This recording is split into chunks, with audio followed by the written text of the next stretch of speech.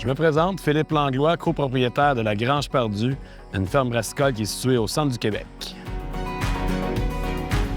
Une terre qui est cultivée depuis 4 générations et que Stéphane, l'instigateur du projet, a voulu reprendre la terre. Le projet de microbrasserie a pris forme et rapidement, ça s'est peaufiné pour devenir une ferme brassicole.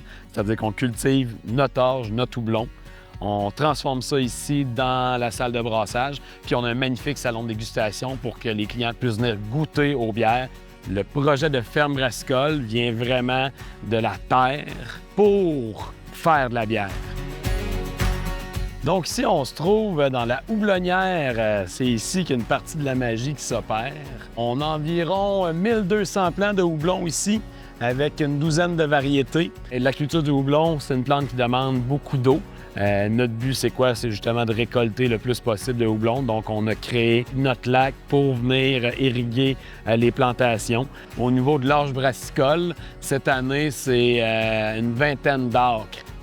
La Grange Perdue, en chiffres, c'est 9 employés temps plein et 25 temps partiel. Au terme de production, on parle de 150 000 litres de bière annuelle qu'on fabrique.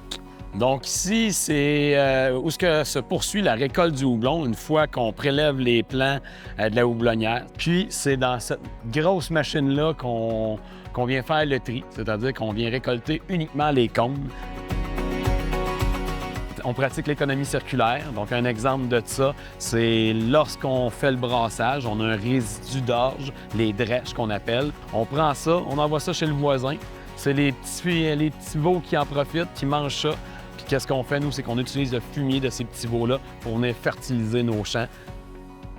Le projet de la Grange Perdue, c'est un travail d'équipe. On est une coop de travail, ce qui fait en sorte qu'on est différentes personnes qui ont chacun leur spécialité. Il y a l'instigateur du projet, Stéphane Turcotte, Stéphane Martin, Claudia Roy. Et pour terminer, on a Caroline Dorval. C'est vraiment un plaisir de travailler avec Phil. Il est vraiment axé sur la communication, puis aussi, c'est une personne vraiment généreuse de son temps.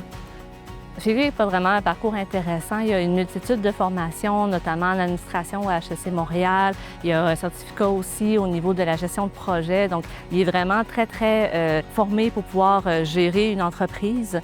Donc, à ce niveau-là, au niveau de la gestion de ses objectifs, je pense qu'il est très qualifié à ce sujet-là. Il est à la fois créatif et groundé. Fait que c'est des belles qualités, justement, pour une entreprise en développement.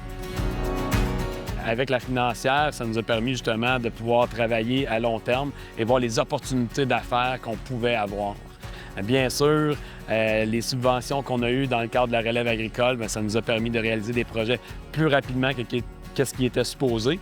Et aujourd'hui, on peut juste dire que tous les investissements qui ont été faits ont permis au projet de se développer, ont permis au projet d'évoluer plus rapidement afin de répondre aux besoins de la clientèle. Le projet de la Grange Perdue, aujourd'hui, nous permet également de voir pour le futur, de voir qu'est-ce qu'on pourrait faire pour encore plus redonner les lettres de noblesse à nos paysages, à notre municipalité, à notre région. Donc, c'est vraiment dans ce contexte-là qu'on travaille.